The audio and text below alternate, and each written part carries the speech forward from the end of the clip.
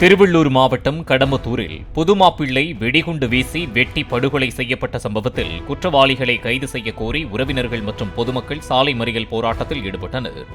ராஜ்கமல் என்பவர் முன்விரோதம் காரணமாக கொலை செய்யப்பட்ட வழக்கில் 5 பேரை கைது செய்துள்ளதாகவும் பிற குற்றவாளிகளையும் விரைந்து கைது செய்வோம் என போலீசார் பேச்சுவார்த்தை நடத்தியதை அடுத்து அவர்கள் கலைந்து சென்றனர்.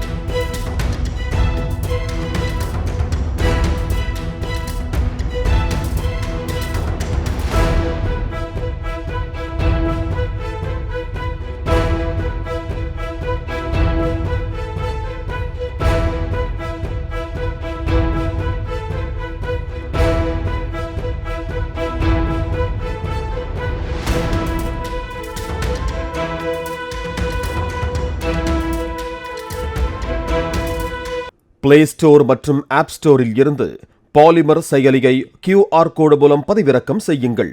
செய்திகளை உடனுக்குடன் பெறுங்கள்.